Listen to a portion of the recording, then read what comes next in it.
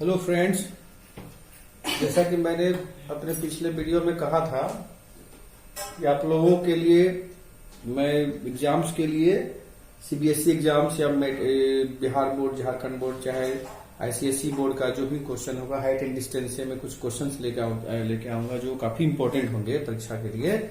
तो मैं आपके लिए कुछ क्वेश्चंस लेके आया हूं जो बहुत ही इंपॉर्टेंट हैं। आप उनका रिवीजन करें, उनको देखें, तो मुझे उम्मीद है कि उससे आपको बहुत सारा हेल्प मिलेगा। तो सबसे पहले मैं क्वेश्चन यहां लेके आया हूं, आप उस पर ध्यान दीजिए। क्वेश्चन है the angle of elevation of the top of A tower. The angle of elevation of the top of A tower from 2 points at distances of 5 meters and 20 meters from the base of the tower and in the same straight line with it are complementary. Find the height of the tower. मतलब question कह रहा है कि एक tower है और उस tower से 2 पॉइंट्स, उस टावर से 5 मीटर और 20 मीटर की दूरी पर 2 पॉइंट्स हैं और उन दोनों पॉइंट्स पर जो एंगल बन रहे हैं, एंगल ऑफ एलिवेशन, वो है कॉम्प्लीमेंट्री। तो आपको बताना find the height of the tower.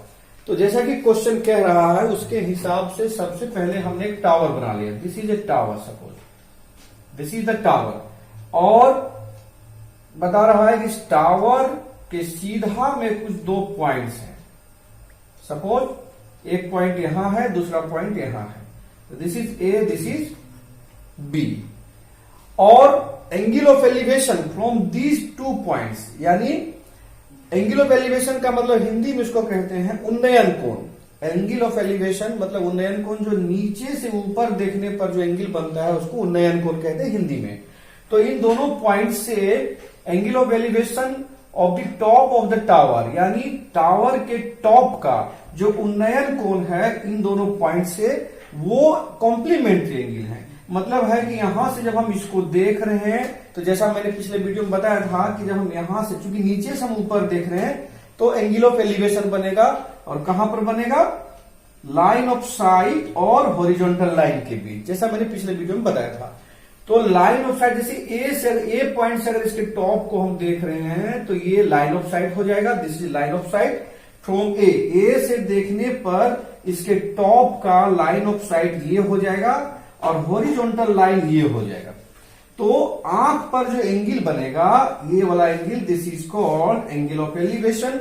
Hindi में इसको उन्नयन कोण कहते हैं। उन्नयन कोण, नीचे से ऊपर देखने पर जो कोण बनेगा आंख के पास, उसको उन्नयन कोण कहते हैं। तो यहां पर उन्नयन कोण, यहां पर जैसे ये बन रहा है। अच्छा, बी पर से जब हम देखते हैं इसके टॉप को, तो इस बार एंगल ऑफ एलिवेशन बनता है कितना, ये पता नहीं, लेकिन ये बी पॉइंट से हम देख रहे हैं टॉप को, तो ये इस बार लाइन ऑफ साइट हो जाएगा, हॉरिजॉन्टल लाइन ये हो जाएगा। इन दोनों के बीच एंगल बन रहा है ये वाला। This is angle of elevation at point B, यानी बी बिंदु पर टावर के टॉप का, मीनार के टॉप बिंदु का जो उन्नयन कोण होगा वो ये एंगल बन रहा है। अच्छा, एक बात और इसमें क्वेश्चन में बता रहा है कि इन दोनों पॉइंट्स का जो डिस्टेंस है फ्रॉम द टावर, ये हमारा टावर है।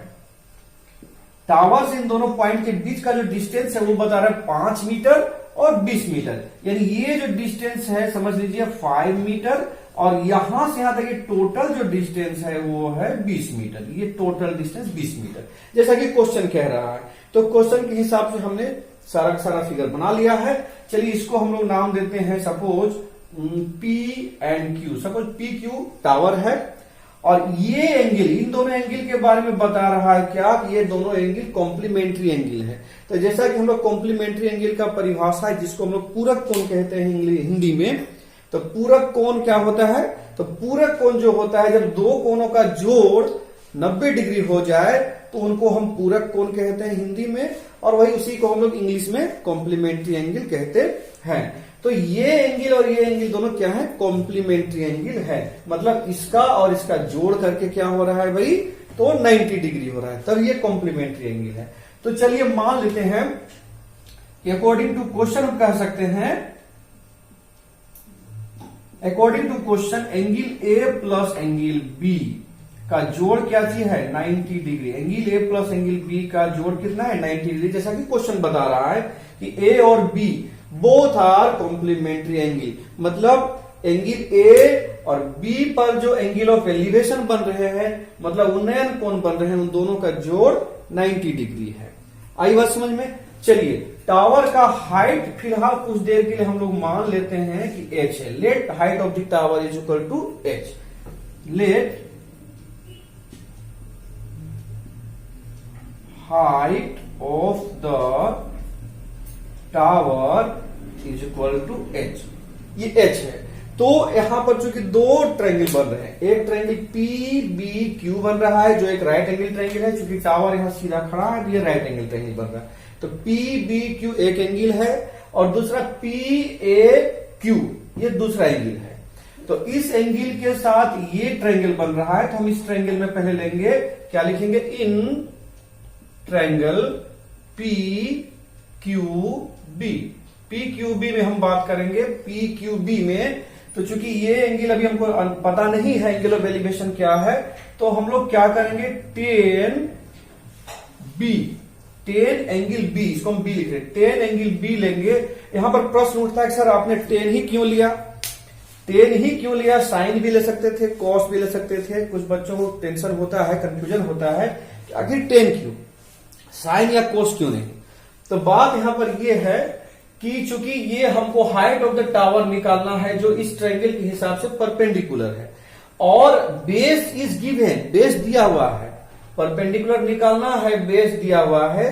तो ये जो रिलेशनशिप है P और B के बीच जो रिलेशन है वो 10 में ही आता है, क्योंकि 10B is equal to P/B होता है, इसीलिए 10 का हम यूज कर रहे हैं। अगर किसी प्रॉब्लम में P और H के बीच रिलेशन होगा तो हम वहां पर साइन का यूज करेंगे। तो जो हमारा इन्वॉल्वमेंट होगा PBH में जिसका इन्वॉल्वमेंट होगा उसी के हिसाब से हम रेशियो लेंगे, ट्रिग्नोमेट्रिक रेशियो लेंगे साइन कोस 10 का। तो चूंकि यहां पर इन्वॉल्वमेंट है परपेंडिकुलर का और बेस का, तो हमको 10 लेना पड़ेगा। चलिए तो 10B is equal to H/, क्योंकि परपेंडिकुलर हमारा कितना है H है इस ट्रायंगल के हिसाब से, और बेस कितना है 5 है। तो 10B इज इक्वल टू हो जाएगा H/5। ये हमने इसको चलिए फिलहाल फर्स्ट करके रख लिया, this one is first. Now फिर इस ट्रायंगल में लेंगे, ये जो हमारा एंगल ऑफ एलिवेशन ये बन रहा है, इस पूरे से ट्रायंगल में लेना पड़ेगा हमको, जाहिर सी बात है। ये जो एंगल बन रहा है एंगल ऑफ एलिवेशन उसके हिसाब से पूरा ट्रायंगल बन रहा है, तो हमको लेना पड़ेगा इन ट्रायंगल PQA। PQA में जब हम लेंगे तो देखते हैं इसमें क्या हो जाएगा भाई। तो 10A लेना पड़ेगा, बिकॉज यहां पर एंगल क्या बन रहा है, A बन रहा है, एंगल ऑफ एलिवेशन A। तो इसके हिसाब से जब यहां पर A है तो ये P/B वंस अगेन होगा। तो यहां पर भी क्या लेना पड़ेगा, 10A is equal to formula होता है P/B। तो P के जगह है H और B के जगह कितना है आप यहां से देख सकते हैं 20 है। तो चलिए ये हमारा हो गया, एक second, 10A is equal to H/20। लेकिन बट हम लोग पहले जानते हैं A प्लस B जोड़ करके कितना हो रहा है 90 हो रहा है। तो हम इसको क्या ऐसा लिख सकते हैं, 10A के बदले अगर हम 90 माइनस B लिख दें तो कोई कठिनाई नहीं होना चाहिए, H/20। तो 10B is equal to H/5, 10A is equal to H/20 हो रहा था। हमने देखा कि इस ट्रायंगल में 10B का H/5, इस ट्रायंगल में 10A का होता है H/20 हो रहा है। और हमने A के बदले इसके हिसाब से, चूंकि A और B को जोड़ करके 90 हो रहा था, तो हमने क्या किया, A के बदले 90 माइनस B लिख दिया। तो आपको एक फॉर्मूला याद होगा, 10 90 minus B is equal to होता है cot B। 10 90 minus B is equal to होता है cot B। तो cot B is equal to H/20, this one is second. हम यहां पर इसको सेकेंड कंसीडर करेंगे। तो 10B इज इक्वल टू ये और cot B is equal to ये, हमने इसको निकाल लिया है। अब थोड़ा सा इसको हम डील करेंगे, चलिए यहां पर करते हैं, इसको यहां पर दिखाते हैं।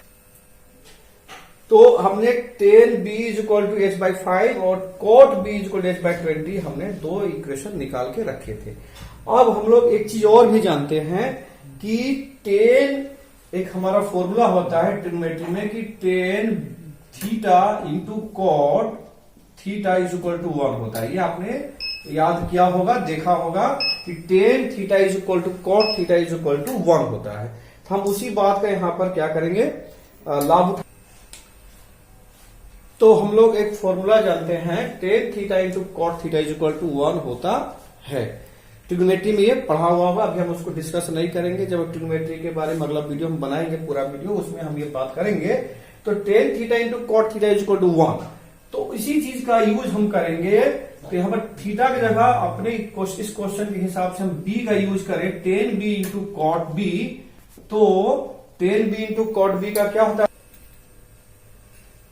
तो हमने थीटा जो फॉर्मूला था, थीटा के बदले बी का यूज किया, क्योंकि यहाँ बी और बी है। तो tan B into cot B is equal to 1 होता है। तो यहां पर देखिए टेन बी के जगह पर कितना है, h/5। टेन बी के जगह h/5 है, इंटू कॉट बी के जगह कितना है, h/20, h/20। ठीक है, थोड़ा सा एक सेकेंड।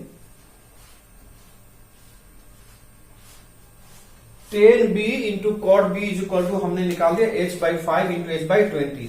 लेकिन अभी हमने देखा था tan B into cot B का क्या होता है, 1 होता है। तो h इंटू एच क्या हो जाएगा, अगर इंटू करते इसको, h इंटू एच क्या हो जाएगा, h² हो जाएगा।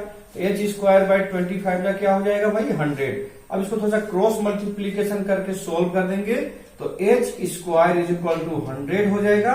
अगर इधर से हम स्क्वायर हटाते हैं तो इधर से स्क्वायर रूट हो जाएगा 100, और इसका हो जाएगा 10। दैट मीन्स हमारा हाइट ऑफ द टावर जो होगा वो क्या हो जाएगा, 10 मीटर होगा।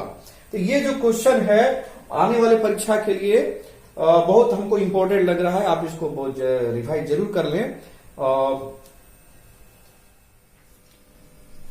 आइए हम लोग दूसरा जो इंपॉर्टेंट क्वेश्चन है उसको हम लोग देखते हैं। क्वेश्चन है, a vertical tower stands on a horizontal plane.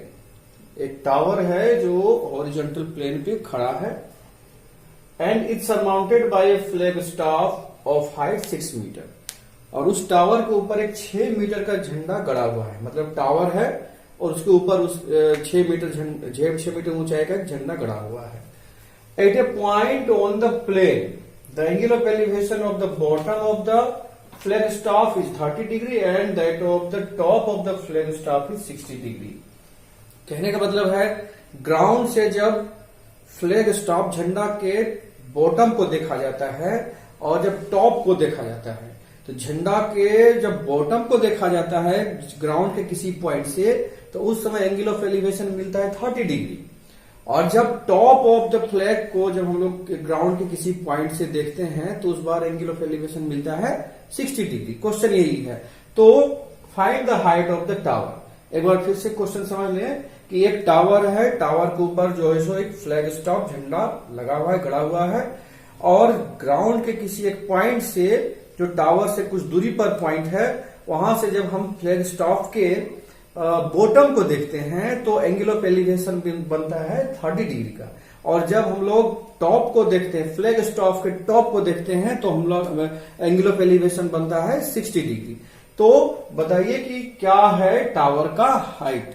तो इसमें हम लोग देखते हैं, हमने एक पिक्चर बनाया है, तस्वीर बनाई इस क्वेश्चन को समझने के लिए, कि मान लेते हैं ए बी हमारा एक क्या चीज है, टावर है। This is a tower, A B एक टावर है, और इस टावर के ऊपर एक झंडा गड़ा हुआ है, जैसे हमने दिखाया झंडा है, हमने झंडा को फिगर से भी बना के दिखा दिया है, ये मेरा झंडा है। टावर है, टावर के ऊपर ये मेरा झंडा है, और इस झंडा का ये मेरा बॉटम हो गया और ये मेरा टॉप हो गया, ठीक है। और ये मेरा देखिए ग्राउंड है, टावर यहां पर खड़ा है, तो ये मेरा ग्राउंड हो गया, ग्राउंड का ये हॉरिजॉन्टल लाइन हो गया। तो ग्राउंड के इस पॉइंट से, suppose this point is D, तो डी पॉइंट से जब हम लोग फ्लैग के बॉटम को देखते हैं, झंडा का ये निचले वाला हिस्सा को जब देखते हैं, तो एंगल ऑफ एलिवेशन, चूंकि फिर से आप देखिए समझिएगा, जैसे मैंने बताया था कि नीचे से हम फिर से कोई ऊपर देख रहे हैं, तो आंख के पास जो कोण बनेगा वो उन्नयन कोण होगा, यानी एंगल ऑफ एलिवेशन होगा। तो अकॉर्डिंग टू क्वेश्चन कि जब झंडा के बॉटम को देखा जाता है तो एंगल ऑफ एलिवेशन 30 डिग्री मिलता है, और वही जब इसी पॉइंट से, सेम पॉइंट से जब झंडा के टॉप को देखते हैं तो एंगल ऑफ एलिवेशन मिलता है 60 डिग्री का। तो आपको बताना है हाइट ऑफ द टावर, जबकि झंडे का जो हाइट वो पता है हमको 6 मीटर अकॉर्डिंग टू क्वेश्चन, जैसा कि दिया हुआ है flag staff of height 6 metre. तो फ्लैग स्टाफ का हाइट हमको 6 मीटर पता है, टावर का हाइट पता नहीं है, टावर के ऊपर झंडा गड़ा हुआ है और ग्राउंड के पॉइंट डी से जब हम झंडा के बॉटम को देखते हैं तो एंगल ऑफ एलिवेशन देखिए, ये इसको हमने यहां से मिलाया बॉटम से तो 30 डिग्री, और जब यहां से ये लाइन ऑफ साइट हमारा जब टॉप को गया तो वो 60 डिग्री एंगल बन रहा है। तो हमको टावर का हाइट निकालना है, हमारा ये क्वेश्चन है। तो देखिए इसको हमने कुछ कंसिडरेशन किया है कि ए बी इज टावर, जैसे मैंने अभी जो बताया उसको लिखा है कि A B is a tower, यानी ए बी एक टावर है, मीनार है। AC is a flag stop, उसके ऊपर एसी हमारा क्या है, एक झंडा गड़ा हुआ है, ठीक है। Height of the flag stop is 6 metre, जैसा कि तस्वीर में देख रहे हैं आप कि height of the flag stop is 6 metre, angle of elevation of the bottom of the flag stop is 30 degree. यहां से जब हम इसके बॉटम को, झंडा के बॉटम को झंडा के निचले सिरे को देख रहे हैं तो हमारा एंगल ऑफ एलिवेशन 30 डिग्री आ रहा है, और जब टॉप को देख रहे हैं तो एंगल ऑफ एलिवेशन 60 डिग्री आ रहा है। ये मैंने यहां लिखा है कि झंडा के निचले सिरे का उन्नयन कोण 30 डिग्री और झंडा के ऊपरी सिरे का उन्नयन कोण 60 डिग्री। मैंने इसको इंग्लिश में लिखा है, लेकिन मैं जो हिंदी में बता रहा हूं आप उसको समझ करके लिख सकते हैं। तो ये हमारा कंसिडरेशन हुआ अकॉर्डिंग टू द फिगर जो मैंने ड्रॉ किया है।